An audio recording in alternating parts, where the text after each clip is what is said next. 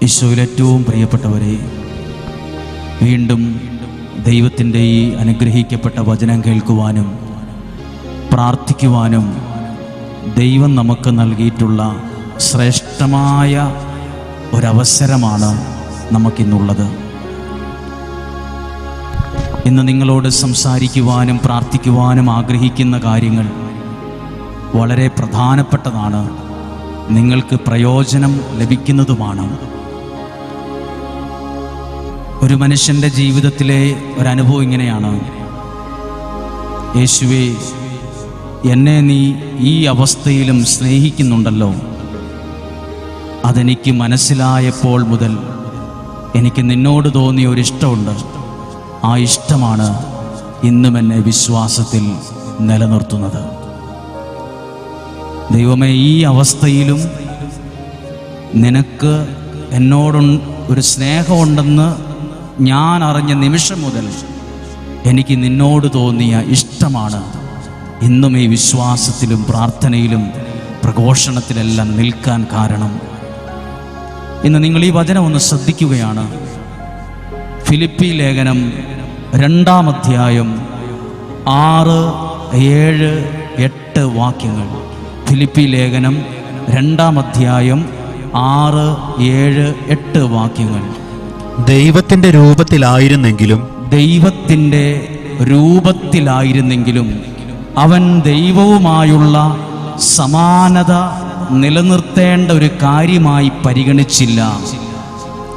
തന്നെ ശൂന്യനാക്കിക്കൊണ്ട് ദാസന്റെ രൂപം സ്വീകരിച്ച് മനുഷ്യരുടെ സാദൃശ്യത്തിൽ ആയിത്തീർന്ന് ആകൃതിയിൽ മനുഷ്യനെ പോലെ കാണപ്പെട്ടു.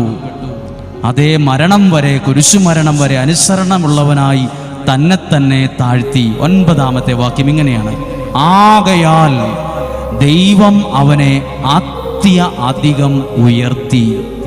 അവിടെ ഒരു മലയാള വാക്ക് നിങ്ങൾ ശ്രദ്ധിച്ചോ? ആകയാൽ. എന്തോ ഒരു കാരണമാണ് അധികം ഉയർത്താനുള്ള കാരണം. അതിൻ്റെ മുകളിൽ ആ കാരണം എഴുതിയിട്ടുണ്ട്. അതെഴുതിയിരിക്കും: തന്നെ ശൂന്യനാക്കിക്കൊണ്ട് ദാസന്റെ രൂപം സ്വീകരിച്ച് കുരിശുമരണം വരെ അനുസരണമുള്ളവനായി തന്നെ താഴ്ത്തി.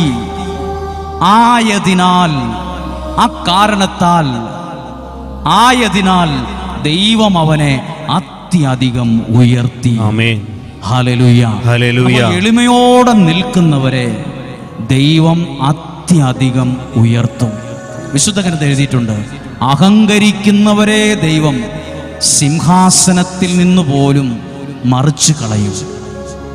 അപ്പോൾ ഉയർത്താൻ നിങ്ങൾക്ക് ആർക്കെങ്കിലും ജീവിതത്തിൽ ഉയരണമെന്ന് ആഗ്രഹിക്കുന്നെങ്കിൽ ദൈവസന്നിധിയിൽ ഞാനെന്തോ ആണെന്ന ഭാവമല്ല വേണ്ടത്, തന്നെ എളിമപ്പെടുത്തുന്നൊരു സ്വഭാവമാണ് വേണ്ടത്. ഹല്ലേലൂയ, ചേർന്ന് പറഞ്ഞേ ഹല്ലേലൂയ. 9-ാമത്തെ വാക്യം ഒന്ന് ഉറക്കെ വായിക്കുകയാണ്: ആകയാൽ ദൈവം അവനെ അത്യധികമായി ഉയർത്തി. അത്യധികം ഉയർത്താൻ കാരണം അതിൻ്റെ തൊട്ട് മുകളിൽ ഡീറ്റെയിൽ ആയിട്ട് എഴുതിയിട്ടുണ്ട്. 6, 7 വാക്യങ്ങൾ. തന്നെ ശൂന്യനാക്കി ദാസന്റെ രൂപം സ്വീകരിച്ച് തന്നെ എളിമപ്പെടുത്തിയത് കൊണ്ട് ദൈവം അവനെ അത്യധികം ഉയർത്തി. ഇന്ന് ഞാൻ നിങ്ങളോട് പ്രസംഗിക്കുവാൻ പോകുന്ന ദൈവത്തിൻ്റെ ഈ വചനം വളരെ പ്രധാനപ്പെട്ടതാണ്. നമ്മളുടെ നഷ്ടങ്ങളെ നമുക്ക് തിരിച്ചു പിടിക്കാൻ പറ്റും. ഇപ്പോൾ നഷ്ടങ്ങളുടെ പേരിൽ അനുഭവിക്കുന്ന വേദനകൾ മാറും എന്ന് നിങ്ങളോട് പറയുവാൻ ഒരു വചനം എടുക്കുകയാണ്. യെശയ്യാ പ്രവാചകന്റെ പുസ്തകം 66-ാം അധ്യായം 7-ാമത്തെ വാക്യം. 61-ാം അധ്യായം 7-ാമത്തെ വാക്യം. യെശയ്യാ പ്രവാചകന്റെ പുസ്തകം 61:7. ഞാൻ വായിക്കുന്ന നിങ്ങൾ ശ്രദ്ധിക്കുക. ഇങ്ങനെ എഴുതിയിരിക്കുന്നത്: ലജ്ജിതരായിരുന്നതിന് പകരം നിങ്ങൾക്ക് ഇരട്ടി ഓഹരി ലഭിക്കും. അവമതിക്കു പകരം നിങ്ങൾ സന്തോഷിച്ചുല്ലസിക്കും. നിങ്ങളുടെ ദേശത്ത് ഇരട്ടി ഓഹരി നിങ്ങൾ കൈവശമാക്കും. നിങ്ങളുടെ ആനന്ദം നിത്യമായിരിക്കും.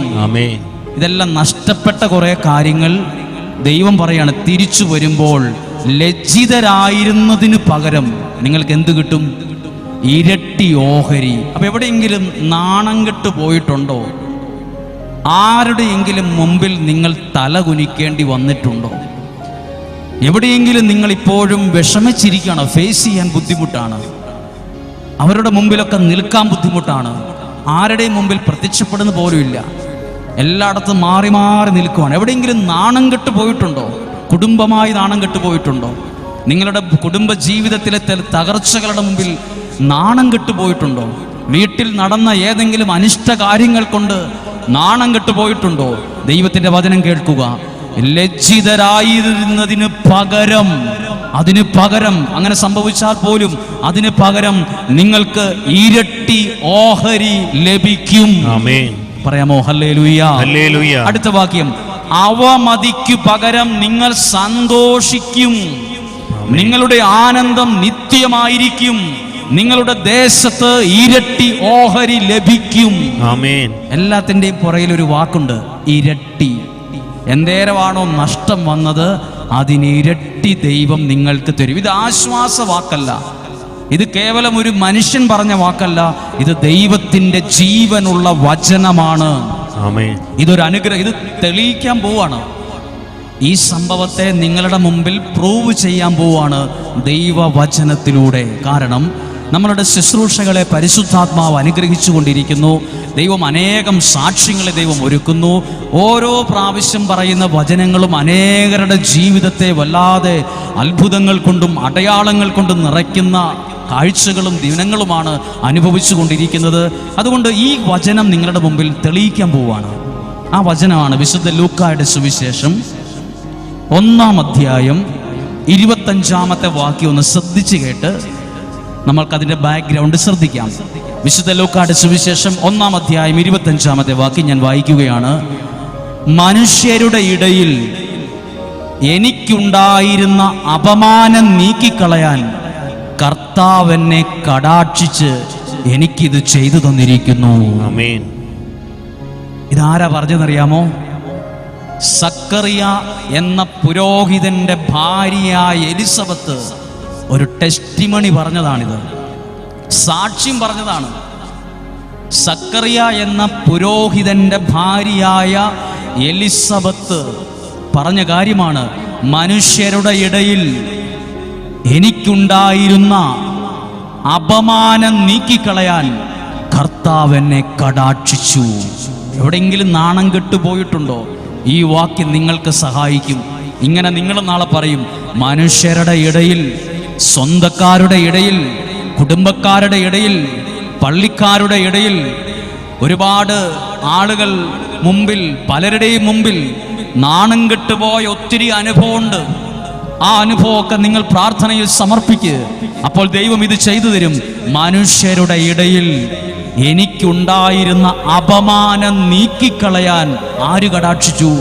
കർത്താവ് എന്നെ കടാക്ഷിച്ച് ഇത് ചെയ്തു തന്നിരിക്കുന്നു. ആമേൻ. എന്തിൻ്റെ പേരിലാണ് നിങ്ങൾ എവിടെയെങ്കിലും അപമാനിക്കപ്പെടാനിടയായത്? എവിടെയാ നാണം കെട്ടു പോകാൻ കാരണമായത്? എന്താണ് ഈ വ്യക്തി നാണം കെട്ടു പോകാൻ കാരണം? ഇവർക്ക് വിവാഹം കഴിഞ്ഞിട്ടും മക്കളില്ലായിരുന്നു. ഈ വ്യക്തിയുടെ ഭർത്താവ് പുരോഹിതനായിരുന്നു, ഒരു പ്രീസ്റ്റായിരുന്നു, ഒരു വൈദികനായിരുന്നു, ദൈവ ശുശ്രൂഷ ചെയ്യുന്ന ആളുകളായിരുന്നു. പള്ളിയിൽ വരുന്നവരും ആളുകളും ഒക്കെ ചോദിക്കും, ഇത്രയും വലിയ പ്രാർത്ഥിക്കുന്നവരും ശുശ്രൂഷ ചെയ്യുന്നവരും ഒക്കെ ആയിരുന്നിട്ട് നിങ്ങൾക്ക് ദൈവം മക്കളെ തന്നില്ലല്ലോ, പ്രാർത്ഥനയൊക്കെ വെറുതെ ആകട്ടോ, നിങ്ങളുടെ പ്രാർത്ഥന ഇതുവരെയായിട്ടും ഫലം കണ്ടില്ലല്ലോ എന്ന് ചോദിച്ച് പലരുടെയും വാക്കുകളുടെ മുമ്പിൽ തല കുനിയേണ്ടി വന്ന സക്കറിയ എന്ന പുരോഹിതന്റെ ഭാര്യ എലിസബത്ത് ഒരു ടെസ്റ്റിമണി പറഞ്ഞു, മനുഷ്യരുടെ ഇടയിൽ എൻ്റെ അപമാനം നീക്കിക്കളയാൻ കർത്താവ് എന്നെ കടാക്ഷിച്ച് ഇത് ചെയ്തു തന്നിരിക്കുന്നു. ആമേൻ. ഈ വചനം കേൾക്കുന്ന എല്ലാവർക്കും, പ്രാർത്ഥനാ നിയോഗം എല്ലാവർക്കും ഇത് ഇന്നല്ലെങ്കിൽ നാളെ ദൈവസന്നിധിയിൽ എഴുന്നേറ്റു നിന്ന് പറയാൻ പരിശുദ്ധാത്മാവ് സഹായിക്കട്ടെ. മനുഷ്യരുടെ ഇടയിൽ, ആ വാക്കൊന്ന് നമുക്കൊന്ന് പറയട്ടെ, അതെങ്ങനെ പറയാതിരിക്കുക? മനുഷ്യരുടെ ഇടയിൽ എനിക്കുണ്ടായിരുന്ന അപമാനം നീക്കിക്കളയാൻ കർത്താവ് എന്നെ കടാക്ഷിച്ചിരിക്കുന്നു. വിശ്വസിച്ചെന്ന് പറഞ്ഞേ ഹല്ലേലൂയ. ഹല്ലേലൂയ. ഒന്ന് ഈ വചനം ഒന്ന് ഏറ്റു പറയാമോ? ഒന്ന് ഏറ്റു ചൊല്ലു. മനുഷ്യരുടെ ഇടയിൽ എനിക്കുണ്ടായിരുന്ന നാണക്കേട് അപമാനം നീക്കിക്കളയാൻ കർത്താവ് എന്നെ കടാക്ഷിച്ച് എനിക്ക് ഇത് ചെയ്തു തന്നിരിക്കുന്നു. ഹല്ലേലൂയ. ഹല്ലേലൂയ. ഹല്ലേലൂയ. ഈ വചനം മറക്കരുത്. ഇത് വിഷമത്തിലിരിക്കുന്ന എല്ലാവരുടെയും ചോദ്യത്തിന് ഉത്തരമാണ്. ചിലർ പറയും, എനിക്ക് പല കാര്യങ്ങളിലും ഞാൻ എന്നും തകർച്ച അനുഭവിക്കുന്ന ആളാണ്, ഒത്തിരി പ്രാർത്ഥിക്കുന്ന ആളാണ്, പക്ഷെ എനിക്ക് ഏറ്റവും കൂടുതൽ തകർച്ച, ഏറ്റവും കൂടുതൽ വേദന, ഞാൻ പലരുടെയും മുമ്പിൽ ഒത്തിരി നാണം കെട്ടുപോയി. ഈ അപമാനിക്കപ്പെടുന്ന അവസ്ഥ ഒരു പരിധിവരെ എല്ലാവരുടെ ജീവിതത്തിലുണ്ട്. ചിലർ പറയും, എൻ്റെ കുടുംബക്കാരിൽ വെച്ച് ഏറ്റവും ജോലിയില്ലാത്തത് ഞാനാണ്, ഏറ്റവും സൗന്ദര്യമില്ലാത്തത് ഞാനാണ്, ഏറ്റവും കളറില്ലാത്തത് ഞാനാണ്, വിദ്യാഭ്യാസം കുറവുള്ള ആൾ ഞാനാണ്, എൻ്റെ കുഞ്ഞുങ്ങളുടെ ഭാവി എവിടെ എത്താത്തത്, എൻ്റെ കുടുംബക്കാർ സഹോദരന്മാരുടെയൊക്കെ മക്കളൊക്കെ നല്ല നിലയിലെത്തി, ഞങ്ങളുടെ കുടുംബത്തിലൊന്നും നടന്നിട്ടില്ല, നല്ലൊരു വീടില്ല, നല്ലൊരു ജോലിയില്ല, ഇത്രയും പ്രായമായിട്ട് എൻ്റെ കുഞ്ഞിൻ്റെ വിവാഹം നടന്നിട്ടില്ല, വിവാഹം കഴിഞ്ഞിട്ട് മക്കളുണ്ടായിട്ടില്ല. ഇങ്ങനെ പല കാര്യങ്ങളിലും പലരുടെയും മുമ്പിൽ വിഷമിക്കുന്ന ആരൊക്കെയോ ഈ കസേരകളിൽ ഇരിപ്പുണ്ട്. നിങ്ങളോടാണ് ദൈവം ഈ വാക്ക് നിങ്ങളുടെ ശ്രദ്ധയിൽ മുഴങ്ങിയത്. ദൈവം പറയുവാണ്, മനുഷ്യരുടെ ഇടയിൽ, കുടുംബക്കാരുടെ ഇടയിൽ, നാട്ടുകാരുടെ അയൽവാസികളുടെ ഇടയിൽ നിങ്ങളിപ്പോൾ അനുഭവിക്കുന്ന അപമാനം, ആ നാണക്കേട് മാറുവാൻ ദൈവം എന്നെ കടാക്ഷിക്കും. അതിനാ നമ്മൾ ഇവിടെ വന്നത്. അപമാനത്തെ നീക്കിക്കളയുന്ന ഒരു ദൈവമുണ്ട്. ആരാ പറഞ്ഞെന്നറിയാം? ഇത് പറഞ്ഞത് ആവർത്തിക്കുവാണ്. സക്കറിയ എന്ന പുരോഹിതൻ ഒരു കാലത്തുണ്ടായിരുന്നു. നല്ലൊരു പ്രീസ്റ്റായിരുന്നു, ഒരു പുരോഹിതനായിരുന്നു, ഒരു പള്ളിയുടെ ഉത്തരവാദിത്വം ഉണ്ടായിരുന്ന ഒരു പ്രീസ്റ്റായിരുന്നു. കല്യാണം കഴിച്ച് ജീവിക്കുന്ന പുരോഹിതനാണ്. ആ വ്യക്തിയുടെ ഭാര്യയുടെ പേര് എലിസബത്ത് എന്നായിരുന്നു. അവർ ദൈവസന്നിധിയിൽ നീതിയോടെ ജീവിക്കുന്നവരായിരുന്നു. എല്ലാവരുടെ മുമ്പിൽ എല്ലാവർക്കും അവരെ ഇഷ്ടമായിരുന്നു. പക്ഷെ ഇവരുടെ മുമ്പിൽ ഒരു വലിയൊരു വിഷമമുണ്ടായിരുന്നു. പ്രാർത്ഥനയുണ്ട്, ആരാധനയുണ്ട്, ശുശ്രൂഷയുണ്ട്, ഭർത്താവാണെങ്കിൽ പുരോഹിതനാണ്, എല്ലാം ഓക്കെയാണ്. പക്ഷേ ദൈവം മക്കളെ നൽകുന്നില്ല. മക്കളില്ലാത്തതിൻ്റെ പേരിൽ ഈ എലിസബത്ത് പലരുടെയും മുമ്പിൽ നാണം കെട്ടുപോയിട്ടുണ്ട്. അതുകൊണ്ടാണല്ലോ എലിസബത്ത് പറഞ്ഞത്, മനുഷ്യരുടെ ഇടയിൽ എനിക്ക് നാണം ഉണ്ടായിരുന്നു, ഭയങ്കര വിഷമമായിരുന്നു എല്ലാവരുടെയും മുമ്പിൽ നിൽക്കാൻ. പക്ഷെ ഇവിടെ എഴുതിയിട്ടുണ്ട്, ഇവർ ദൈവസന്നിധിയിൽ ഒരിക്കലും പ്രാർത്ഥന നിർത്തിയില്ല, എന്നിട്ടും ശുശ്രൂഷ നിർത്തിയില്ല. ഇതൊന്നും കാര്യമില്ല, ഇതൊന്നും കഥയില്ലെന്നും പറഞ്ഞ് ഒഴിവാക്കിയില്ല. അവർ പ്രാർത്ഥനയിൽ നിലനിന്നു, ശുശ്രൂഷയിൽ തന്നെ നിലനിന്നു, ആ ദൈവകൃപയിൽ തന്നെ നിലനിന്നു. പ്രിയപ്പെട്ടവരെ, നിങ്ങൾ പ്രാർത്ഥിച്ചതിന് ഇതുവരെയും ഉത്തരം കിട്ടിയില്ലെങ്കിലും പ്രാർത്ഥനയിൽ നിന്ന്, വിശ്വാസത്തിൽ നിന്ന് പിന്തിരിയരുത്. അതിൽ നിന്ന് നിങ്ങൾ പിന്തിരിയാതിരിക്കുമ്പോൾ നാളെ ഈ വചനം നിങ്ങളുടെ ജീവിതത്തിന്റെ ടെസ്റ്റിമണിയായി ദൈവം മാറും. മനുഷ്യരുടെ ഇടയിൽ എനിക്ക് പല കാര്യങ്ങളിലും അപമാനവും നിന്ദയും ഏൽക്കേണ്ടി വന്നിട്ടുണ്ട്. പക്ഷേ കർത്താവ് എന്നെ കടാക്ഷിച്ച് ആ ഒരു കാര്യം നീക്കി എന്നെ അനുഗ്രഹിച്ചിരിക്കുന്നുവെന്ന് പറയുന്നതിന്റെ പേരാണ് ടെസ്റ്റിമണി, സാക്ഷ്യം. കരങ്ങൾ ഉയർത്തി പറയാമോ? Hallelujah, hallelujah, hallelujah, hallelujah. ഇതൊരു കാര്യം വളരെ ശ്രദ്ധിക്കേണ്ട കാര്യമാണ്. അപമാനം നീക്കിക്കളയുന്നൊരു ദൈവമുണ്ട്. നമ്മൾ പലരുടെയും മുമ്പിൽ പലരും നാണം കെട്ടുപോയവന്റെ മുറിവ് അനുഭവിക്കുന്നവരുണ്ട്. ദൈവം അതിനെ മാറ്റും, അത്ഭുതകരമായി മാറ്റും. ചിലർ പറയും, നിന്റെ കൂടെയുള്ളവരൊക്കെ ജോലിയായല്ലോ, നിന്റെ കൂടെയുള്ളവരൊക്കെ പോരൻ രാജ്യത്തെത്തിയല്ലോ, നിന്റെ വിസയ്ക്കും നിന്റെ പരീക്ഷയ്ക്കും മാത്രമാണല്ലോ എപ്പോഴും തടസ്സം എന്നൊക്കെ പറയുമ്പോഴും നമ്മുടെ മനസ്സ് വല്ലാതെ കലങ്ങും. മനുഷ്യരുടെ ഇടയിൽ നിനക്കുള്ള ഈ അപമാനത്തെ ദൈവം മാറ്റി, ദൈവം നിന്നെ കടാക്ഷിക്കും, ദൈവം നിന്നെ കടാക്ഷിക്കും. ഇതിന്റെ പേരാണ് ടെസ്റ്റിമണി, സാക്ഷ്യം. സാക്ഷ്യം എന്ന് പറയുന്നത് ദൈവം തൊട്ട അനുഭവത്തിന്റെ പേരാണെന്ത്?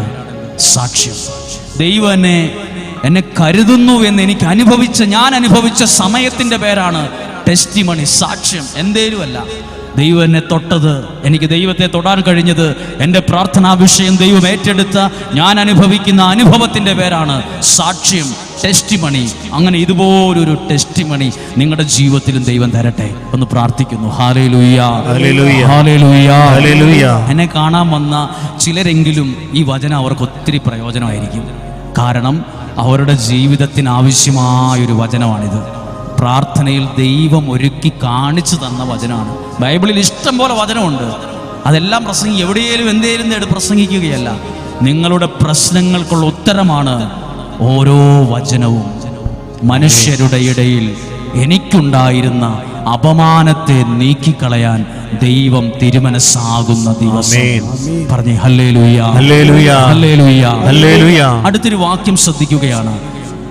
വിശുദ്ധ ഗ്രന്ഥത്തിൽ പ്രധാനപ്പെട്ട ഒരു വാക്കാണ് ഫിലിപ്പി ലേഖനം 2-ാം അധ്യായം 16-ാമത്തെ വാക്യം. അതാണ് നമ്മൾ ഇന്ന് കൂടുതലായി ഒന്ന് എടുത്ത് ശ്രദ്ധിച്ച് പഠിക്കുകയാണ്. ഫിലിപ്പി ലേഖനം 2-ാം അധ്യായം 16-ാമത്തെ വാക്യം.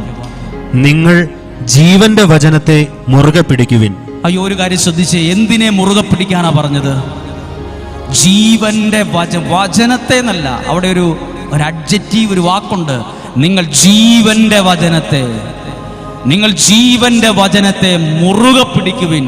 മറ്റൊന്നുമല്ല നിങ്ങൾ മുറുകെ പിടിക്കുക. ജീവന്റെ വചനത്തെ മുറുകെ പിടിക്കുന്ന കുടുംബങ്ങൾ ശുശ്രൂഷയിൽ എഴുന്നേറ്റ് വരണം. ജീവന്റെ വചനത്തെ മുറുകെ പിടിക്കുന്ന മാതാപിതാക്കൾ ഈ ശുശ്രൂഷയിൽ എഴുന്നേറ്റ് വരണം. അവർ ഉയർന്നു വരണം. ജീവന്റെ വചനത്തെ മുറുകെ പിടിച്ചാൽ എന്താ ഗുണമെന്ന് എഴുതിയിട്ടുണ്ട്. ജീവന്റെ വചനത്തെ നിങ്ങൾ മുറുകെ പിടിക്കുവിൻ. എപ്പോൾ ജീവന്റെ വചനത്തെ മുറുകെ പിടിക്കുമ്പോൾ സംഭവിക്കുന്ന അത്ഭുതം കേട്ടോ. ഞാൻ ഓടിയതും അധ്വാനിച്ചതും വ്യർത്ഥമായില്ലെന്ന്. ആ വാക്ക് ശ്രദ്ധിച്ചു. എന്താ എഴുതിയിരിക്കുന്നത്? വ്യർത്ഥമാവില്ല എന്ന് പറഞ്ഞാൽ ഇച്ചിരുടെ സാധാരണ മലയാള ഭാഷയിൽ പറഞ്ഞാൽ വെറുതെ ആവില്ല. ഒത്തിരി പേര് പറയില്ലേ, ഞാൻ ഈ അധ്വാനിച്ചൊക്കെ വെറുതെ ആയിപ്പോയി, ഞാൻ ഈ ഓടി നടന്ന് ഒരു നല്ല ആഹാരവും ഒരു നല്ല വസ്ത്രം പോലും മേടിക്കാതെ അത്രയും പൈസ പോലും സ്വരുക്കൂട്ടി വെച്ചതൊക്കെ വെറുതെ ആയിപ്പോയി. നിങ്ങൾ അധ്വാനിക്കുന്നത് വെറുതെയായി പോകാതിരിക്കാൻ ഇപ്പുറത്ത് നിങ്ങൾ ഒരു കാര്യത്തെ മുറുകെ പിടിക്കണമെന്ന് ലേഖനകർത്താവ് ഓർമ്മിപ്പിക്കുന്നു. എന്താണത്? ജീവന്റെ വചനത്തെ നിങ്ങൾ മുറുകെ പിടിക്കുവിൻ. അപ്പോൾ നിങ്ങൾ ഓടിയതും അധ്വാനിച്ചതും വ്യർത്ഥമാകില്ലെന്നും പറഞ്ഞ് ക്രിസ്തുവിന്റെ ദിനത്തിൽ നിങ്ങൾ അഭിമാനിക്കും. കരങ്ങളെ ഉയർത്തി ഉറക്കിയെന്ന് പറഞ്ഞേ ഹല്ലേലൂയ, ഹല്ലേലൂയ, ഹല്ലേലൂയ, ഹല്ലേലൂയ. അപ്പോൾ നമ്മൾ ഈ വചനം കേൾക്കുന്നത്, നിങ്ങളെ ഇങ്ങനെ വചനം കേൾപ്പിക്കുവാനും വായിക്കാനും പ്രോത്സാഹിപ്പിക്കുന്നത് ജീവന്റെ വചനത്തെ മുറുകെ പിടിക്കുന്നവരാകണം. നിങ്ങളുടെ ജീവിതത്തിന്റെ അടിസ്ഥാനം ദൈവത്തിന്റെ വചനമാണ്. പൗലോസ് ശ്ലീഹ പറഞ്ഞ വാക്കിലെ വചനത്തെ നിങ്ങൾ മുറുകെ പിടിക്കുവിൻ. ഇതാ ഫിലിപ്പി ലേഖനത്തിൽ പറയുന്നു, ജീവന്റെ വചനത്തെ നിങ്ങൾ മുറുകെ പിടിക്കുവിൻ. അപ്പോൾ മുറുകെ പിടിക്കുമ്പോൾ ഓടിയതും അധ്വാനിച്ചതും പഠിച്ചതും ബിസിനസ് നടത്തിയതും ആ സ്ഥലം വിറ്റതും വീട് പണിതതും ഒന്നും വെറുതെ ആവില്ലെന്ന് ക്രിസ്തുവിന്റെ ദിനത്തിൽ നിങ്ങൾക്ക് അഭിമാനിക്കാൻ സാധിക്കും. പറഞ്ഞേ ഹല്ലേലൂയ, ഹല്ലേലൂയ. നമ്മുടെ എല്ലാവരുടെയും പ്രശ്നമാണ് ജീവന്റെ വചനത്തെ നമ്മൾ മുറുകെ പിടിക്കില്ല. എന്തെങ്കിലുമൊക്കെ പ്രാർത്ഥിച്ചു, എന്തെങ്കിലുമൊക്കെ പാടി, എന്തെങ്കിലുമൊക്കെ ചെയ്തു പോകുവാൻ. ജീവന്റെ വചനത്തെ നിങ്ങൾ മുറുകെ പിടിക്കുമ്പോൾ ഓരോട്ടവും ഒരധ്വാനവും വ്യർത്ഥമാവില്ല. Hallelujah, hallelujah. എന്തു ചെയ്യണമെന്നറിയാമോ? 1000 കാര്യങ്ങൾ അറിയാൻ ഓടി നടക്കുന്നതിൻ്റെ കൂടെ ഒരു കാര്യം കൂടി അറിയാം എന്നുള്ള അറിവല്ല വേണ്ടത്. 1000 അറിവിനേക്കാൾ വലുതാണ് ഒരാളുടെ ദൈവത്തെക്കുറിച്ചുള്ള അറിവ്. ആ അറിവുണ്ടെങ്കിൽ നിങ്ങൾ ഓടിയതും അധ്വാനിച്ചതൊന്നും വെറുതെ ആവില്ല. ഒന്നാം മനസ്സിൽ പറഞ്ഞ ആ വാക്ക്, ജീവന്റെ വചനത്തെ മുറുകെ പിടിക്കുവിൻ, മുറുകെ പിടിക്കുവിൻ, മുറുകെ പിടിക്കുവിൻ, മുറുകെ പിടിക്കുവിൻ. ജീവന്റെ വചനത്തെ മുറുകെ പിടിക്കുവാൻ, മുറുകെ പിടിക്കുവിൻ, മുറുകെ പിടിക്കുവിൻ, മുറുകെ പിടിക്കുവിൻ. പറഞ്ഞേ ഹല്ലേലൂയ, ഹല്ലേലൂയ. ഇത് വളരെ നിസ്സാരമല്ല കേട്ടോ. കാരണം കഴിഞ്ഞ ആഴ്ചകളിലൊക്കെ പ്രസംഗിച്ച വിഷയത്തെക്കാൾ പ്രാധാന്യമുള്ളൊരു കാര്യം അതിന് ശ്രദ്ധിച്ചോ. എങ്ങനെയാണ് ദൈവം വഴി തുറക്കുന്നതെന്ന് കേട്ടോണം. അതായത് ജോഷുവയുടെ പുസ്തകം 3-ാം അധ്യായം അതിന് താഴേക്ക് വായിച്ച് 7-ാം വാക്യം വരെ, 7-ാമത്തെ വാക്യം ഒന്ന് വായിച്ച് കേൾക്കുകയാണ്. പഴയ നിയമത്തിൽ ദൈവത്തിൻ്റെ വചനത്തെ മുറുകെ പിടിച്ചപ്പോൾ എങ്ങനെയാണ് തടസ്സങ്ങൾ മാറിയത്, എങ്ങനെയാണ് അവരുടെ ജീവിതത്തിൽ വഴികൾ തുറന്നത് എന്നറിയണമല്ലോ. ജീവന്റെ വചനത്തെ മുറുകെ പിടിക്കാൻ ഫിലിപ്പി ലേഖനം പറയുമ്പോൾ അതിലൂടെ കിട്ടുന്ന അനുഗ്രഹത്തിന്റെ ആഴം എന്താണെന്നും കൂടെ ഒരു വ്യക്തിയെ പഠിപ്പിക്കുകയാണ് ജോഷുവയുടെ പുസ്തകം 3-ാം അധ്യായം 6-ാമത്തെ വാക്യം. കർത്താവ് ജോഷുവയോട് പറഞ്ഞു, ഞാൻ മോശയോടുകൂടെ എന്ന പോലെ നിന്നോടുകൂടെയും ഉണ്ടെന്ന് അവർ അറിയുന്നതിന് ഇന്ന് ഞാൻ നിന്നെ ഇസ്രായേൽ ജനത്തിന്റെ മുമ്പിൽ ഉന്നതനാക്കാൻ പോകുന്നു. എന്താക്കാൻ പോകുന്നു? ഉന്നതനാക്കാൻ പോകുന്നു. അടുത്ത വാക്യം ഞാൻ വായിക്കാം, നിങ്ങൾ ശ്രദ്ധിക്കണം. ജോർദാനിലെ വെള്ളത്തിന്റെ അരികിലെത്തുമ്പോൾ അവിടെ നിശ്ചലമായി നിൽക്കണമെന്ന് വാഗ്ദാന പേടകം വഹിക്കുന്ന പുരോഹിതനോട് നീ പറയണം. എന്ത് പേടകമാണ്? എന്താണ് വാഗ്ദാനം? നമ്മുടെ കയ്യിലിരിക്കുന്ന വാഗ്ദാന പേടകത്തിന്റെ പേരാണ് ഇത്. ഇതാണ് ദൈവത്തിന്റെ നമ്മുടെ കൈകളിലിരിക്കുന്ന ദൈവത്തിന്റെ വാഗ്ദാന പേടകം. ഇതിൽ മുഴുവൻ ദൈവത്തിന്റെ വാഗ്ദാനമാണ്, ജീവന്റെ വചനമാണ്. നോക്കൂ, ഒരു പ്രശ്നം വന്നപ്പോൾ എഴുതിയിരിക്കുന്ന വാക്ക് നോക്കുവാണ്. ജോർദാനിലെ വെള്ളത്തിന്റെ അരികിലെത്തുമ്പോൾ പുരോഹിതന്മാരോട് നീ പറയണം. എന്തെടുക്കാൻ പറയണം? ദൈവത്തിന്റെ വാഗ്ദാന പേടകം വഹിക്കണമെന്ന് പറയണം, കൽപ്പിക്കണം.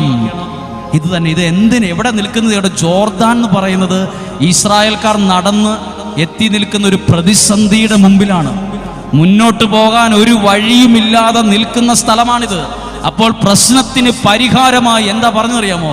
നിങ്ങൾ വാഗ്ദാന പേടകം എടുക്കണമെന്ന് പുരോഹിതന്മാരോട് കൽപ്പിക്കണം. നിങ്ങളോട് ഒരു കൽപ്പന തരട്ടെ, നിങ്ങൾ ജീവന്റെ വചനത്തെ വിശ്വാസത്തിൽ എടുക്കണം. അതൊരു വാഗ്ദാന പേടകമാണ്. പറഞ്ഞേ ഹല്ലേലൂയ. കരങ്ങൾ ഉയർത്തി പറഞ്ഞേ ഹല്ലേലൂയ, ഹല്ലേലൂയ. അതിന്റെ അടുത്ത വാക്യം നോക്കി, 9-ാമത്തെ വാക്യം.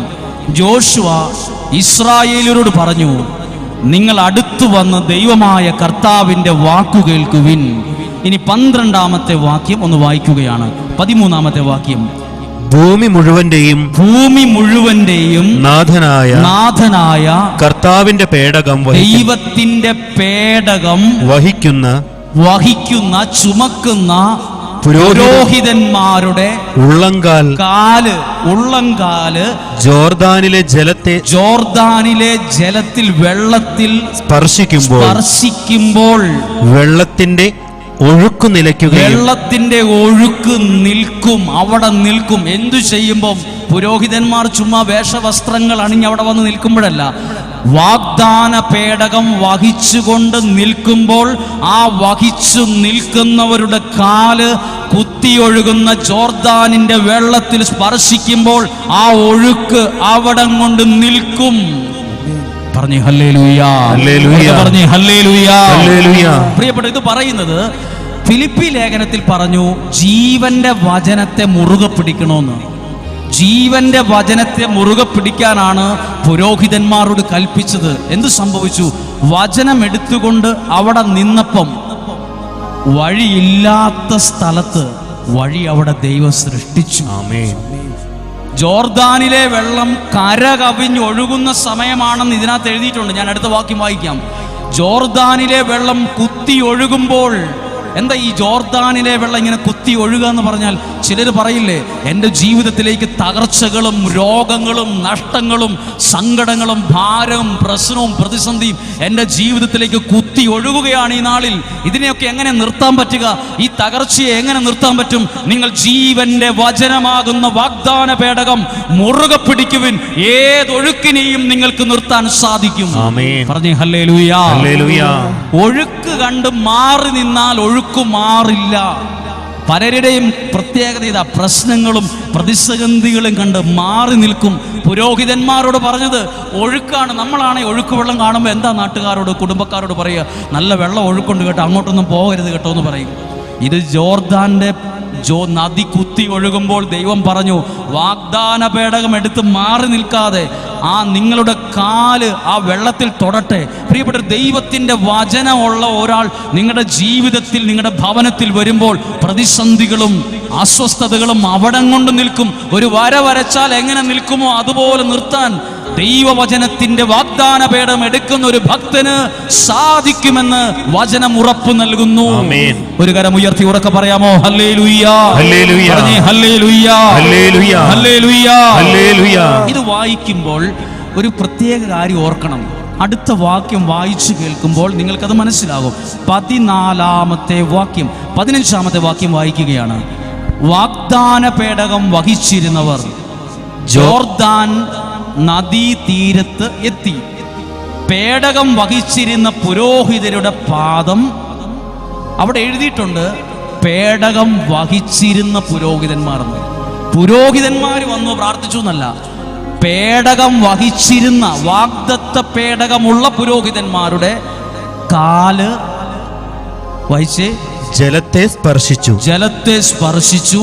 അപ്പോൾ ഒരു ഹൈഫനിട്ട് എഴുതിയിട്ടുണ്ട് കൊയ്ത്തുകാലം മുഴുവൻ, കൊയ്ത്തുകാലം മുഴുവൻ ജോർദാൻ കര കവിഞ്ഞൊഴുകുക പതിവാണ്. അപ്പൊ ജോർദാന്റെ അവസ്ഥ എന്താണ്? ഇപ്പം സാധാരണ വേനൽക്കാലത്ത് നമ്മുടെ തോട്ടിലൂടെ ഒഴുകുന്ന നിസ്സാരമായ വെള്ളമല്ല, മഴക്കാലത്ത് കുത്തി ഒഴുകുന്ന വെള്ളം പോലെ എഴുതിയിട്ടുണ്ട്. ജോർദാൻ കര കവിഞ്ഞൊഴുകുക പതിവാണ്.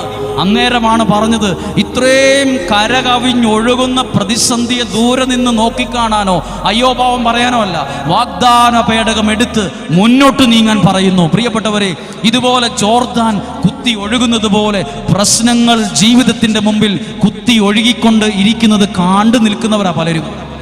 പ്രതിസന്ധിയും കുടുംബ തകർച്ചയും ഒക്കെ ഇങ്ങനെ കുത്തി ഒഴുകുന്നു. ആകെ പ്രശ്നം എല്ലാം കണ്ട് പേടിച്ചു ഭയന്നിരിക്കുക. ദൈവത്തിന്റെ വചനമാകുന്ന വാഗ്ദാന പേടകം എടുത്ത് മുന്നോട്ട് നീങ്ങിക്കേ, പ്രശ്നങ്ങളെ ദൈവം പരിഹരിക്കാൻ തുടങ്ങും. ഇല്ലാത്തിടത്ത് പുതിയ വഴികളെ ദൈവം ഒരുക്കാൻ തുടങ്ങും. അത് തന്നെയല്ലേ പൗലോസ്ലീഹ പറഞ്ഞത്, നിങ്ങൾ ജീവന്റെ വചനത്തെ മുറുകെ പിടിക്ക്. അത് കേവലം സയൻസ് പോലെയോ ബയോളജി പോലെയോ കുട്ടികൾ പഠിക്കുന്ന കണക്ക് പുസ്തകം പോലത്തെ ഒരു സാധാരണ പുസ്തകമല്ല. ആ പുസ്തകത്തിന്റെ പേരാണ് ജീവന്റെ പുസ്തകം. അതൊരു പുസ്തകമായി അലമാരിയിൽ ഇരിക്കേണ്ടതോ പ്രാർത്ഥനാ മുറിയിൽ ഒരു പ്രത്യേക പുസ്തകം പോലെ ഇരിക്കേണ്ടതോ അല്ല. അത് കൈകളിൽ എടുക്കേണ്ടതും വായിക്കേണ്ടതും വിശ്വസിക്കേണ്ടതും അത് കൊണ്ടു നടക്കേണ്ടവരുമാണ്. ദൈവത്തിന്റെ വചനത്തെ മുറുകെ പിടിക്കണം. ഒന്ന് പറഞ്ഞേ ഹല്ലേലൂയ, ഹല്ലേലൂയ, ഹല്ലേലൂയ. പ്രിയപ്പെട്ടവർ, ഇത് ഭയങ്കര പ്രത്യേകതയാണ്. അതായത് ഇസ്രായേൽക്കാർ ജോർദാന്റെ മുമ്പിൽ നിൽക്കുമ്പം എല്ലാവരും പറയുവാണ്, ആ ഒഴുക്കിലോട്ടൊന്നും പോകണ്ട, ആ കൂട്ടത്തിൽ നമ്മളും പോവും. സാധാരണ പോലെ ചെന്നാൽ ഒഴുക്കിൽപ്പെട്ട അയാളും കൂടെ പോകും. ആ ഒഴുക്കിൽ വലിയ തകർച്ചയുണ്ടാവും. പക്ഷെ എന്തു ചെല്ലണം? ഇതൊരു സൂചനയാണ് കേട്ടോ. ഇവിടെ ഇരിക്കുന്ന ഒത്തിരി പേർക്ക് ചിന്തിക്കാനാവുന്നതിലധികം വിഷമവും വേദനയും കഷ്ടതയും ദുഃഖവും ദുരിതവും ഉള്ളവരാണ്. അവരുടെ കൺമുമ്പിൽ ജോർദാൻ കുത്തി ഒഴുകുന്നത് പോലെ ഇങ്ങനെ പ്രശ്നങ്ങളാണ്. പക്ഷെ അതിനൊരു പോംവഴിയുണ്ട്. എന്തു ചെയ്യണം? വാഗ്ദാന പേടകം എടുക്കണം. ചുമ്മാ എടുത്താ പോരാ, വിശ്വാസത്തിൽ അതെടുക്കണം. ഹല്ലേലൂയ. നിങ്ങളും എല്ലാ ദിവസവും വചനം വായിക്കുന്നവരാണ്. അങ്ങനെ വായിച്ചാ പോരാ, അതിനെ വിശ്വാസത്തിൽ ആ വചനത്തിന്റെ നന്മ പ്രാർത്ഥനയിൽ പ്രാപിക്കണം, എടുക്കണം. നിങ്ങളൊരു വചനം വായിക്കുമ്പോൾ നിങ്ങൾ പറയണം, ഈ വചനത്തിന്റെ അനുഗ്രഹത്തെ ഞാൻ സ്വീകരിക്കുന്നു, ഈ വചനത്തിലെ വിടുതൽ ഞാൻ സ്വീകരിക്കുന്നു. ഇത് ദൈവത്തിന്റെ വചനമാണ്, ഇതിന് ജീവനുണ്ട്. യേശു പറഞ്ഞു, നിങ്ങൾക്ക് ദാരിദ്ര്യം ഉണ്ടാകാൻ ഞാൻ വന്നു എന്നല്ല ദൈവം പറഞ്ഞത്, നിങ്ങൾക്ക് ജീവൻ ഉണ്ടാകാനും ആ ജീവൻ കുറേശ്ശെ നിങ്ങളിൽ ഉണ്ടാകാനും എന്നാണോ പറഞ്ഞത്? ജീവൻ ഉണ്ടാകാനും ആ ജീവൻ നിങ്ങളിൽ സമൃദ്ധമായി ഉണ്ടാകാനും ആ വന്നേന്നാ പറഞ്ഞത്. അപ്പോൾ ഇവിടെ ഇരിക്കുന്ന നിങ്ങളിൽ സമൃദ്ധിയായ നന്മകൾ ദൈവം നൽകുന്ന ഒരു ദിവസമാകട്ടെ. ഒരു നിമിഷം ഒന്ന് കണ്ണുകളടച്ച്, നിങ്ങളുടെ ജീവിതത്തിന്റെ മുമ്പിൽ കുത്തിയൊഴുകുന്ന ജോർദാൻ പോലെ എന്താ ഉള്ളത്? ഏത് വിഷയത്തിന്റെ മുമ്പിലാണ് നിങ്ങൾ പകച്ചു നിൽക്കുന്നത്? എന്താ നിങ്ങൾ ഇങ്ങനെ ചിന്തിക്കുന്നത്? ഈ ഒഴുക്കിൽപ്പെട്ട് ഞാനും കൂടെ പോകുമെന്ന് പറയുന്നവരുണ്ട്, ഇതിന്റെ മുമ്പിൽ ഒരു വഴിയില്ല എന്ന് പറയുന്നവരുണ്ട്. ഒരു നിമിഷം നിങ്ങളുടെ രണ്ട് കരങ്ങളും ഇരുന്നു കൊണ്ട് ഒന്ന് ഉയർത്തിപ്പിടിച്ച് ജീവന്റെ വചനത്തെ മുറുകെ പിടിച്ചാൽ ഓടിയതും അധ്വാനിച്ചതും വെറുതെയാകത്തില്ല. നിങ്ങൾ അധ്വാനിക്കുന്നത് വെറുതെയാകില്ല. നിങ്ങൾ പഠിച്ചത് വെറുതെയാകില്ല. നിങ്ങളുടെ വീട് പണിയാൻ ആഗ്രഹിച്ചത് വെറുതെയാകില്ല. ആ സ്ഥലം മേടിക്കാൻ ആഗ്രഹിച്ചത് വെറുതെയാവില്ല. കാരണം നിങ്ങൾ ചെയ്തത് ജീവന്റെ വചനത്തെ മുറുകെ പിടിച്ചുകൊണ്ടാണ്. ഈ ഉയർത്തിയ കരങ്ങളോടെ ഒന്ന് അധരം തുറന്ന് സ്തുതിച്ച് പ്രാർത്ഥിക്കുന്നു. ജീവന്റെ വചനത്തെ മുറുകെ പിടിക്കുന്നു. ജീവന്റെ വചനത്തെ മുറുകെ പിടിക്കുന്നു. ജീവന്റെ വചനത്തെ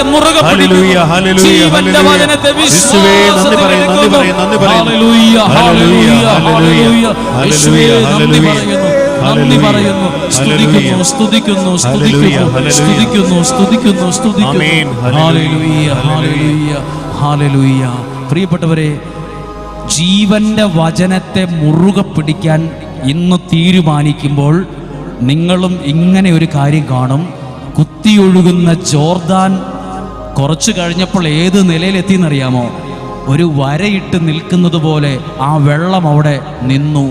താഴോട്ടുള്ള വെള്ളം വാർന്ന് താഴോട്ട് പോയി. ആ വാക്യം ഒന്ന് വായിച്ചു കേൾക്കാം. അങ്ങനെയൊക്കെ നോർമലായിട്ട് സംഭവിക്കുമോ?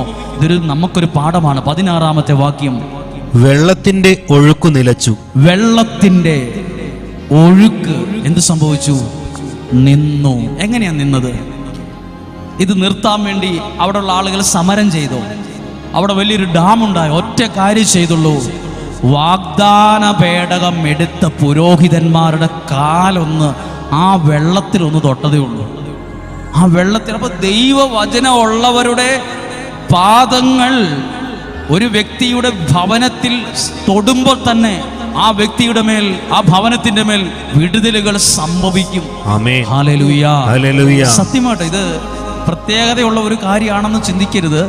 ഇത് നിസ്സാരമാണെന്നൊരു കാര്യമാണെന്ന് ചിന്തിക്കരുത്. ഇത് ഇവിടെ ഇരിക്കുന്ന എല്ലാവർക്കും ബാധകമാണ്. ഇത് ആർക്കും, ഇത് എനിക്ക് മാത്രം എടുക്കാൻ പറ്റിയൊരു വാഗ്ദാന പേടകമല്ല. ഇതെല്ലാവരുടെയും കൈകളിലുള്ളതാണ്. ഇത് കാര്യം കാണാൻ വേണ്ടി ഓടി വന്നെടുക്കേണ്ട പുസ്തകമല്ല.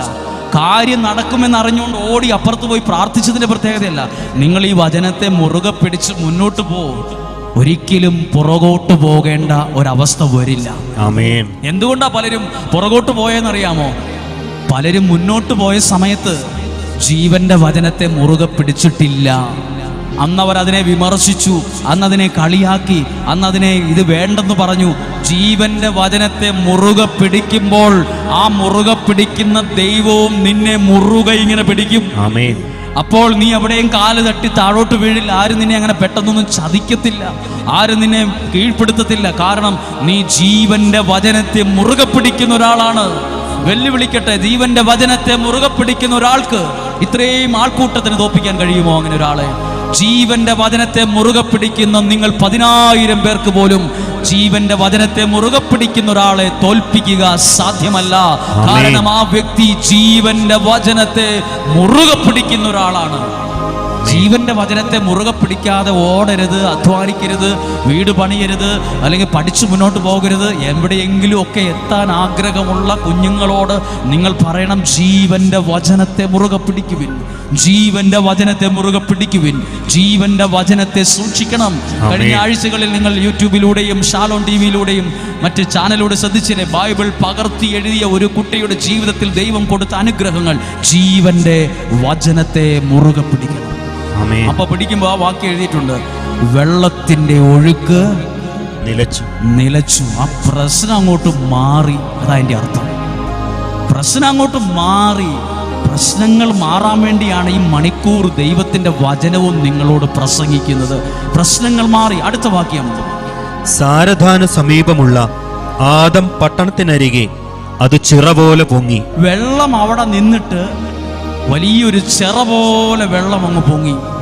അപ്പോൾ അവിടെ ഇല്ലാത്തൊരു സംഭവം അവിടെ ഉണ്ടായി. എന്താണ് അവിടെ? അവർക്ക് കടന്നു പോകാനുള്ള ഒരു വഴി ദൈവം അവിടെ കാണിച്ചു. ആമേൻ. എല്ലാ വഴികളും അടഞ്ഞു എന്നും പറഞ്ഞ് വിഷമിച്ച് മാറി നിന്നവരാണ്. ഇനി ഒരിക്കലും ഇതിലൂടെ മുന്നോട്ട് പോകാൻ സാധിക്കത്തില്ല. ജോർദാൻ നദി കുത്തി ഒഴുകുന്നു, ആ ഒഴുക്കിൽപ്പെട്ട നമ്മളും അതിൽ പെട്ടുപോകുമെന്നൊക്കെ പറഞ്ഞുകൊണ്ടിരിക്കുമ്പോൾ ദൈവം പറഞ്ഞു, നിങ്ങൾ ജീവന്റെ വചനത്തെ മുറുകെ പിടിക്ക്. ഇല്ലാത്തിടത്ത് അവിടെ ഒരു വഴി ഉണ്ടായി. ആരായി വഴി വെട്ടിയത്? സയന്റിസ്റ്റ് ആണോ? ആരായി ഇങ്ങനെ ഒരു വഴി വെട്ടിയത്? അവിടുത്തെ ഗവൺമെന്റ് ആണോ? അല്ല. ദൈവത്തിന്റെ വാഗ്ദാന പേടകമുള്ള പുരോഹിതനാണ് അങ്ങനെയൊരു വഴി ഇസ്രായേൽ ജനത്തിന് കാണിച്ചു കൊടുത്തത്. പ്രിയപ്പെട്ടവരെ, ആ പുരോഹിതന്റെ സ്ഥാനത്താണ് ഞാനും നിങ്ങളും. ജീവന്റെ വചനത്തെ മുറുകെ പിടിക്കുന്ന നിങ്ങൾക്ക് അനേകരുടെ ജീവിതത്തിന്റെ വഴി തുറന്നു കൊടുക്കാൻ, നിങ്ങളുടെ തന്നെ ജീവിതത്തിന്റെ വഴി ദൈവം അത്ഭുതമായി തുറക്കുന്ന അനുഭവങ്ങളുള്ള അത്ഭുത മിനിറ്റുകൾ ജീവിതത്തിൽ വരും. ദൈവം വഴി തുറക്കും. ആമേൻ. പറഞ്ഞേ ഹല്ലേലൂയ, ഹല്ലേലൂയ, പറഞ്ഞേ ഹല്ലേലൂയ. ഹല്ലേലൂയ. ഈ വഴി തുറക്കാൻ മാത്രമുള്ള വാക്ക് ശ്രദ്ധിച്ച പോരാ, ജീവന്റെ വചനത്തെ മുറുകെ പിടിക്കുമ്പോൾ ദൈവം വഴികളെ തുറന്നു തരും. ആമേൻ. ഏത് അസാധ്യമെന്ന് തോന്നുന്ന കാര്യമാണേലും അവിടെ ഒരു വഴി ഉണ്ടാകും. ആമേൻ. എന്നോട് കണ്ട കുറച്ചു പേര് രാവിലെ ആളുകളെ കണ്ട് പ്രാർത്ഥിച്ചപ്പോൾ പറഞ്ഞു, എൻ്റെ മുമ്പിൽ ഇനി ഒരു വഴിയില്ല, എല്ലാ വഴികളും അടഞ്ഞു. ഞാൻ കഴിഞ്ഞ ആഴ്ചകളിൽ എന്തു ചെയ്യുമെന്ന് ആലോചിച്ച് ഉറക്കം നഷ്ടപ്പെട്ടു. മരിച്ചാലോ എന്ന് പോലും ചിന്തിച്ചു. ആത്മഹത്യ ചെയ്ത് അങ്ങ് തീർന്നാലോ എന്ന് ചിന്തിച്ചു. പിന്നെ എന്തിനാ ഇവിടെ വന്നത്? ഞാൻ ആ വ്യക്തിയോട് ഉറപ്പ് നൽകി, ദൈവത്തിന്റെ വചനത്തെ മുറുകെ പിടിക്ക്. ഇല്ലാത്തടത്ത് ചില കാര്യങ്ങളെ ദൈവം കൊണ്ട് വഴി ആമേൻ. അതിലൂടെ ഇസ്രായേൽക്കാർ ദൈവം പറഞ്ഞ സ്ഥലത്തേക്ക് കടന്നുപോയി. അതാണ് 17-ാമത്തെ വാക്യം. ഒന്ന് വായിക്കാമോ? ഇസ്രായേൽ ജനം വരണ്ട നിലത്തുകൂടെ നദി കടന്നു. ആരെങ്കിലും പറഞ്ഞായിരുന്നോ ഇങ്ങനെ ഒരു വഴി ഉണ്ടാകും, ഇതിലെ രക്ഷപ്പെടാൻ പറ്റുമെന്ന്? എല്ലാവരും പറഞ്ഞത് വഴിയില്ല, എല്ലാം അവസാനിച്ചു, ഇനി പുറകോട്ട് പോയേക്കാമെന്ന് ചിന്തിച്ചപ്പോൾ ദൈവം പറഞ്ഞു, നിങ്ങൾ വാഗ്ദാന പേടകം എടുത്ത് ആ വെള്ളത്തിലൊന്ന് കാലൊന്ന് തൊട്. അത്രേ മതിയായിരുന്നു അവിടെ ഒരു അത്ഭുതം സംഭവിക്കുവാൻ. പ്രിയപ്പെട്ടവരെ, ഈ വചന കേൾവി പോലും മതി നിങ്ങളുടെ ജീവിതത്തെ അത്ഭുതങ്ങൾ കൊണ്ടുവരാൻ.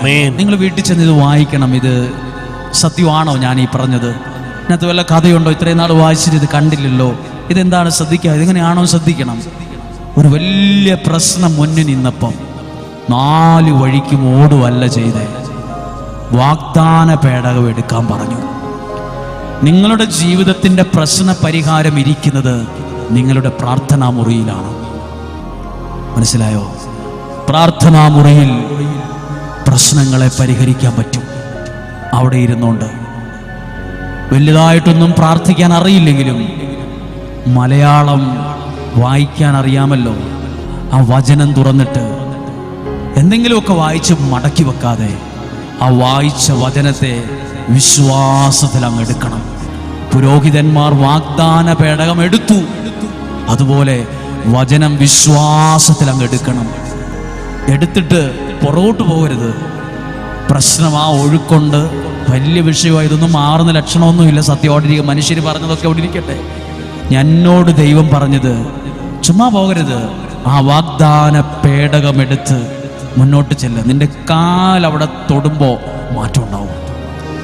നിന്റെ കാല് തൊടുമ്പോൾ വാഗ്ദാന പേടകം എടുത്ത പുരോഹിതന്മാരുടെ കാല് തൊട്ടപ്പോഴാ മാറ്റം. കേട്ടോ, ആരേലും വന്ന് ചാടിയപ്പോഴല്ല. കൂടെ ഒരു സംഭവമുണ്ട്, വാഗ്ദാന പേടകം. നിങ്ങളോട്, നിങ്ങൾ ഇന്റർവ്യൂവിന് പോകുന്നവരും പരീക്ഷയ്ക്ക് പോകുന്നവരും പല കാര്യങ്ങളും പോകുമ്പോൾ നിങ്ങളുടെ മനസ്സ് പറയില്ലേ, ശരിയാകാൻ സാധ്യതയില്ല, എന്താവോ എന്നൊക്കെ പറയില്ലേ? വാഗ്ദാന പേടകം, ദൈവത്തിന്റെ വചനം എടുത്തോണ്ട് പോ. നിങ്ങൾ നടക്കത്തില്ല, ഈ ലോണ് കിട്ടിയാൽ ഈ പരീക്ഷ പാസ്സാകില്ല, ഇതിൻ്റെ റിസൾട്ടൊക്കെ നെഗറ്റീവ് ആയിരിക്കും, നോക്കാം ശരിയാകുമായിരിക്കും. നിങ്ങൾ മുന്നോട്ട് പോകും. നിങ്ങളുടെ കൂടെ നിൽക്കുന്ന ദൈവത്തിൻ്റെ വചനമാകുന്ന ആ ഒരു സത്യത്തെ മുറുകെ പിടിച്ചാണ് ചെല്ലുന്നെങ്കിൽ നിങ്ങൾ അവിടെ ചെന്ന് നിങ്ങളുടെ കാലുകൾ ആ സ്ഥലത്ത്, ആ ഓഫീസിൽ, ആ സ്ഥലത്ത്, ആ സാഹചര്യത്തിൽ തൊടുമ്പോൾ തന്നെ ദൈവത്തിൻ്റെ ഇടപെടലുകൾ ഉണ്ടാകും. ഇടപെടലുകൾ ഒരിക്കലും നടക്കത്തില്ലെന്ന് പറഞ്ഞ കാര്യം ദൈവം അവിടെ നടത്തി തരും. നിങ്ങളൊക്കെ നമ്മൾ മഴക്കാലത്തല്ലേ ഇപ്പോൾ ഉള്ളത്, ഉള്ള തോടും പുഴയൊക്കെ കുത്തി ഒഴുകുക. അപ്പം നമ്മളെല്ലാവരും തന്നെ ആരും പുഴയിലേക്ക് പോകരുത്, ഒഴുക്കിപ്പെടും, ചുഴിയുണ്ട്, കലങ്ങി മറിഞ്ഞ് വെള്ളം വരും, മലയിൽ മഴ പെയ്ത് വെള്ളം കുത്തി ഒഴുകാൻ ചാൻസ് ഉണ്ട്. ഇവിടെ പറയുക, വെള്ളം കുത്തി ഒഴുകുമ്പോഴും അത് വെള്ളം മാത്രമല്ല, അതൊരു സൂചനയാണ് കേട്ടോ. നമ്മളുടെ ജീവിതത്തിൻ്റെ പ്രശ്നങ്ങളും പ്രതിസന്ധികളും ഇങ്ങനെ കുത്തി ഒഴുകും ചിലപ്പോൾ നമ്മുടെ മുന്നിലൂടെ. ഭയത്തോടെ നമ്മളെ പേടിച്ച് മാറി നിൽക്കരുത്. അപ്പം നിങ്ങൾ എന്ത് ചെയ്യണമെന്നറിയോ? വിശ്വാസത്തിൽ ഈ വചനം എടുത്തിട്ട് നിങ്ങൾ ആ വിഷയത്തെ തൊടണം. വിശ്വാസത്തിൽ ആ വചനം എടുത്തിട്ട് നിങ്ങൾ അവിടെ തൊടണം. അതാ ഫിലിപ്പി ലേഖനം പറഞ്ഞത്. പുസ്തകമായ ഒരു ബൈബിൾ അവിടെ ഇരുന്നാൽ പോരാ, ജീവന്റെ വചനത്തെ ചുമ്മാ പിടിച്ചാൽ പോരാ, മുറുക്കെ പിടിക്കണം. അപ്പം നമ്മൾ ഓർക്കരുത്, നമ്മൾ എവിടെയെങ്കിലും മുറുക്കെ പിടിച്ചു നിന്നാൽ ഒരു പ്രത്യേകതയുണ്ട്. ബസ്സിനൊക്കെ നമ്മൾ യാത്ര ചെയ്യുമ്പോൾ നമ്മൾ ആ ബസ്സിൽ മുറുകെ പിടിച്ചു നിൽക്കാറുണ്ട്. മുറുകെ പിടിക്കുമ്പോൾ ഒരു പ്രത്യേകതയുണ്ട്. ചുരം വരുമ്പോഴും ബസ് വളയുമ്പോഴും വളഞ്ഞും തിരിഞ്ഞൊക്കെ പോകുമ്പോഴും നമ്മൾ വീഴത്തില്ല. ദൈവവചനത്തെ മുറുകെ പിടിക്കാത്തത് കൊണ്ടാണ് പലരും വീണുപോയത്, പലർക്കും ചതിവ് പറ്റിയത്. പലരുടെ കൈകളിൽ നിന്ന് അവർ അനുഭവിക്കേണ്ട പണം കൈവെള്ളയിൽ കൂടെ തന്നെ തോട്ടിലെ വെള്ളം പോലെ പോയത്. ഉണ്ടായിരുന്ന പലതും നഷ്ടപ്പെട്ടത് അങ്ങനെയാണ്. ചിലർക്കൊന്നും എവിടെയും എത്താൻ പറ്റാതെ പോയതും അതാണ്. ബൈബിൾ പറയുന്നു, ജീവന്റെ വചനത്തെ മുറുകെ പിടിക്കണം. അതിന് വലിയ പൈസ ചെലവുള്ള കാര്യമല്ല. ഒറ്റക്കാലെ നിന്ന് 100 വർഷം തപസ്സു ചെയ്യാനല്ല പറഞ്ഞത്. ദൈവത്തിന്റെ വചനം വായിക്കണം, പ്രാർത്ഥിക്കണം. അത് മുറുകെ പിടിക്കുമ്പോൾ ഏത് പ്രശ്നങ്ങളിലും പരിഹാരം ഉണ്ടാവും. ഏതൊഴുക്കും നിലയ്ക്കും. നിങ്ങളിപ്പോൾ ചിലർ പറയാറുണ്ട്, അല്ലെങ്കിൽ പറയാറില്ലേ, എൻ്റെ വീട്ടിൽ ഒരാൾ വന്നിട്ട് പറഞ്ഞു, എൻ്റെ വീടിന് പ്രശ്നമുണ്ട്, എൻ്റെ വീട്ടിലേക്കൊരു പോക്ക് വരവുണ്ട്, എൻ്റെ വീട് മാറ്റി പണിയണമെന്നാണ് അവർ പറഞ്ഞത്, ഈ വീടിൻ്റെ സ്ഥലം ശരിയല്ല, ഈ വീടിരിക്കുന്ന സ്ഥലം ശരിയല്ല, അതെല്ലാം ഇങ്ങനെ തകർച്ചയും ദുരിതവും നഷ്ടവും രോഗവും ഇങ്ങനെ വന്നുകൊണ്ടിരിക്കുവാണ്. നിങ്ങൾ ജീവന്റെ വചനത്തെ മുറുകെ പിടിച്ച് നിങ്ങൾ നിങ്ങളുടെ ഭവനത്തിൽ നിൽക്ക്. ഒഴുകി വരുന്നത് പോലും നിർത്തും അവിടെ ദൈവം. അങ്ങനെ വരുമെന്ന് പറഞ്ഞു പോയവരുടെ വാക്കല്ല വിശ്വസിക്കേണ്ടത്. ഈ വചനത്തെ വിശ്വസിക്കുമ്പോൾ ചില ഒഴുക്കുകൾ അവിടെ നിൽക്കും, ചില പ്രശ്നങ്ങൾ അവിടെ കൊണ്ട് നിൽക്കും. പ്രശ്നം നിൽക്കുമെന്ന് മാത്രമല്ല, വഴികളെ ദൈവം തുറക്കും.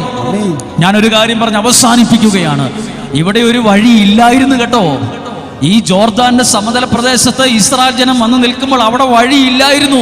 പിന്നെ എങ്ങനെയാ വഴി ഉണ്ടായത്? അവിടെ വലിയ മിടുക്കന്മാർ വന്ന് മോട്ടോർ വെച്ച് വെള്ളം പറ്റിച്ച് വഴി ഉണ്ടായതല്ല. വാഗ്ദാന പേടകമെടുത്ത പുരോഹിതന്മാരുടെ സാന്നിധ്യം ഉണ്ടായിരുന്നു. നിങ്ങളും ഓരോരുത്തരും ഓരോ കുടുംബനാഥന്മാർ, അമ്മയും അപ്പനൊക്കെയാണ്. നിങ്ങൾ ഓരോ പുരോഹിതന്മാരുടെ സ്ഥാനത്ത് നിൽക്കുന്നവരാ. നിങ്ങൾ ആരെയും വീട്ടിലേക്ക് വിളിച്ചു വന്നിനി പ്രാർത്ഥിച്ചാലോ നല്ല ചിന്തിക്കേണ്ടത്. നിങ്ങളും ദൈവത്തിന്റെ വചനമെടുത്ത് നിങ്ങളുടെ ആ വചനത്തെ മുറുകെ പിടിച്ച് പ്രാർത്ഥിക്ക്. വഴിയില്ലാത്തടത്ത് ദൈവം വഴി ഉണ്ടാക്കും.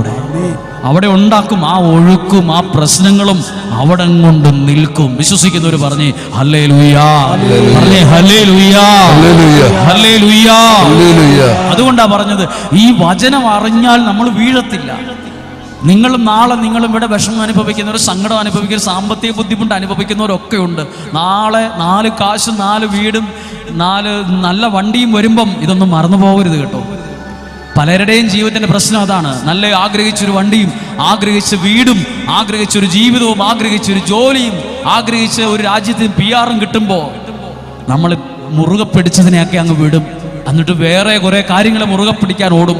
അങ്ങനെയുള്ള ഓട്ടത്തിനാണ് പലരും താഴെ പോയത്. നിങ്ങളും നിങ്ങളുടെ കുഞ്ഞുങ്ങളോടും പറയണം, ജീവന്റെ വചനത്തെ മുറുകെ പിടിക്കാൻ പറയണം. നിങ്ങൾക്കാണത് ചെയ്യാൻ പറ്റുക. അങ്ങനെ ഉണ്ടായെങ്കിൽ മാത്രമേ ഒരു തലമുറയെ ദൈവവചനത്തിൽ എഴുന്നേൽപ്പിക്കാൻ നമുക്ക് സാധിക്കത്തുള്ളൂ. ഒന്നും ആരും പറഞ്ഞാൽ കേൾക്കുന്ന ലോകത്തിലല്ല ജീവിച്ചിരിക്കുന്നത്. കുറെ വലുതാവുമ്പം ഉപദേശിക്കാമെന്ന് വിചാരിക്കരുത്. ആരും അനുസരിക്കത്തില്ല, ആരും ഉൾക്കൊള്ളത്തില്ല. ഒന്ന് പറയുമ്പോൾ 4 തിരിച്ചു പറയും. ചെറിയ പ്രായത്തിലെ ദൈവത്തിന്റെ വചനത്തെ മുറുകെ പിടിക്കാൻ പഠിപ്പിക്കണം. അവർ മുറുകെ പിടിച്ച് നാളെ തെന്നി വീണു, തകർന്നു വീണുപോയി, അതാ എവിടെ കിടക്കുന്നു, അതാ പോലീസ് സ്റ്റേഷൻ പോലീസുകാർ ഇടിക്കുന്നു, അതാ കേസ് അവരെ കോടതിയിലേക്ക് കൊണ്ട്, ഇതൊന്നും കേൾക്കേണ്ടി വരത്തില്ല. അവരെ അവിടെ വെച്ച് പോലീസ് പിടിച്ചു. പ്രിയപ്പെട്ട ഒരു ജീവന്റെ വചനത്തെ മുറുകെ പിടിച്ചവൻ എവിടെയെങ്കിലും പെട്ടുപോയി എന്ന് കേട്ടിട്ടുണ്ട്. ഏതെങ്കിലും പോലീസുകാർ പിടിച്ച് അവനെ കഞ്ചാവ് കേസിൽ പിടിച്ച് അതാ അവൻ അവിടെ കിടക്കുന്നു ആരും പറയത്തില്ല. ജീവന്റെ വചനത്തെ മുറുകെ പിടിക്കുന്നവൻ അവൻ ഐശ്വര്യം മുറുകെ പിടിച്ച് മുന്നോട്ട് പോകും. സത്യമാണിത്. ഞാൻ പ്രസംഗിക്കുന്നത് ബാലരുടെ മേലെ ഒരു കഥയല്ല, കുട്ടികളുടെ പുസ്തകത്തിൽ വന്ന ഒരു രസകഥ വായിച്ച് വിശദീകരിച്ചതല്ല.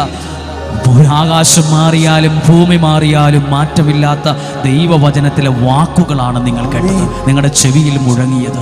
ഹല്ലേലൂയ. ഒന്നും കൂടെ കേട്ടിട്ടൊന്ന് പ്രാർത്ഥിച്ചു, 4 പാടാം കേട്ടോ. ശ്രദ്ധിച്ചു. ഇങ്ങനെയാണ്: സക്രിയ എന്ന പുരോഹിതനും അയാളുടെ ഭാര്യയും, പാവപ്പെട്ട 2 പേര്, നല്ല മനുഷ്യര്. പക്ഷെ അവർക്ക് മക്കളില്ലാത്തതുകൊണ്ട് പലരുടെയും മുമ്പിൽ തല കുനിഞ്ഞു പോയി. പക്ഷെ ആ സ്ത്രീ സാക്ഷ്യം പറഞ്ഞത് നമ്മൾ വായിക്കുമ്പോൾ വേഗത്തിൽ ഓടിപ്പോവും. ആ സ്ത്രീ പറഞ്ഞതാണ്, മനുഷ്യരുടെ ഇടയിൽ എനിക്കുണ്ടായിരുന്ന അപമാനം എൻ്റെ ദൈവം നീക്കിക്കളഞ്ഞു എന്ന്. ഇത്രയും പേർക്ക് ഇത് പറയാൻ ഇടവരട്ടെ. എന്താണെന്നറിയോ? മനുഷ്യരുടെ ഇടയിൽ എനിക്കുണ്ടായിരുന്ന നിനക്ക് ജോലിയില്ല, നിനക്കതില്ല, നിനക്ക് വീടില്ല, നീ എവിടെയും രക്ഷപ്പെട്ടോ, നീ പ്രാർത്ഥനയ്ക്ക് പോയിട്ട് നിനക്കെന്തുണ്ടായി? മനുഷ്യരുടെ ഇടയിൽ എനിക്കുണ്ടായിരുന്ന നാണക്കേട് ദൈവം മാറ്റും. നീ എത്ര പ്രാവശ്യം IELTS എഴുതി, നീ എത്ര പ്രാവശ്യം OET എഴുതി, നീ എത്ര പ്രാവശ്യം ഈ പരീക്ഷ എഴുതി, നിനക്ക് വല്ലതും കിട്ടിയോ? നീ തോറ്റില്ലേ? അവർ കയറിപ്പോയില്ലേ? മനുഷ്യരുടെ ഇടയിൽ നിനക്കുണ്ടായിരുന്ന അപമാനം, നിനക്ക് കടമാണല്ലോ, നിന്റെ വീട് ജപ്തിയുടെ വക്കിലാണല്ലോ, നിന്റെ വീട് ഇങ്ങനെയല്ലേ, നിന്റെ മക്കൾ ഇങ്ങനെ. മനുഷ്യരുടെ ഇടയിൽ എനിക്കുണ്ടായിരുന്ന അപമാനത്തെ എൻ്റെ ദൈവം നീക്കിക്കളയും. ഒന്ന് എഴുന്നേറ്റ് നിൽക്കാം. ആ ഒറ്റ വചനം വെച്ച് ഒന്ന് പ്രാർത്ഥിച്ച് നമ്മൾ ശുശ്രൂഷയിലേക്ക് പ്രവേശിക്കും. ഒന്ന് കണ്ണുകളെ അടച്ച്, മനുഷ്യരുടെ ഇടയിൽ എവിടെയെങ്കിലും നിങ്ങൾ നാണം കെട്ടിട്ടുണ്ടോ? അപമാനിതനായിട്ടുണ്ടോ? സാരയില്ല, പ്രാർത്ഥന നിർത്തരുത് കേട്ടോ. വിശ്വാസത്തിൽ പുറകോട്ട് പോകരുത്. ജോർദാൻ നദി കര കവിഞ്ഞു കുത്തി ഒഴുകുന്നത് കണ്ട് പുറകോട്ട് പോകരുത്. ദൈവം പറഞ്ഞു മുന്നോട്ട് പോ. ചുമ്മാ പോകണ്ട, ഒറ്റ ബുദ്ധിക്ക് പോകണ്ട. ദൈവത്തിന്റെ വാഗ്ദാന പേടകം എടുത്തോണ്ട് പോ. നീ വാഗ്ദാന പേടകം എടുത്ത പുരോഹിതന്മാരോട് ആ വെള്ളത്തിൽ തൊടാൻ പറ. അവരുടെ ഉള്ളങ്കാൽ ആ വെള്ളത്തിൽ നിന്ന് തൊടട്ടെ. ദൈവത്തിന്റെ വചനത്തെ മുറുകെ പിടിക്കുന്ന ഒരു വ്യക്തിയുടെ കാൽ സ്പർശനത്തിന് പോലും അത്ഭുതകരമായ വിടുതലുകളും ശക്തിയുമുണ്ട്. പ്രാർത്ഥന കേട്ടുകഴിഞ്ഞ് ധ്യാനം കഴിഞ്ഞും നിങ്ങൾ നിങ്ങളുടെ ഭവനങ്ങളിലേക്ക് ദൈവത്തിന്റെ വചനവുമായി പോകുമ്പോൾ, നിങ്ങളുടെ കാലുകൾ നിങ്ങളുടെ ഭവനത്തിൽ കയറുമ്പോൾ, നിങ്ങൾ ഭവനത്തിൽ ചെല്ലുമ്പോൾ, നിങ്ങളുടെ ഭവനത്തിലും അത്ഭുത വിടുതലുകൾ സംഭവിക്കട്ടെ എന്ന് പ്രാർത്ഥിക്കുന്നു. പരിശുദ്ധാത്മാവേ, മനുഷ്യരുടെ ഇടയിൽ എനിക്കുണ്ടായിരുന്ന അപമാനത്തെ നീക്കിക്കളയുന്നതിന് ഞങ്ങൾ നന്ദി പറയുന്നു. മനുഷ്യരുടെ ഇടയിൽ എൻ്റെ കുടുംബത്തിനും എനിക്കും ഉണ്ടായിരുന്ന നിന്ദയെ, അപമാനത്തെ, നാണക്കേടിനെ മാറ്റുന്നതിന് നന്ദി പറയുന്നു. Hallelujah, hallelujah. സ്തുതിക്കുന്നു. ഏതൊഴുക്കും നിലയ്ക്കും, ഏത് പ്രതിസന്ധിയും മാറും. ഇല്ലാത്തടത്ത് പുതിയ വഴികളുണ്ടാകും. കാരണം വാഗ്ദാന പേടകത്തിന് അത്രമേൽ വിലയുണ്ട്, ശക്തിയുണ്ട്. Hallelujah, hallelujah. ഇത്രത്തോളം ജയം തന്ന ദൈവത്തിന് സ്തോത്രം, ഇതുവരെ കരുതിയ രക്ഷകന് സ്തോത്രം. ഇത്രത്തോളം ജയം തന്ന ദൈവത്തിന് സ്തോത്രം, ഇതുവരെ കരുതിയ രക്ഷകന് സ്തോത്രം.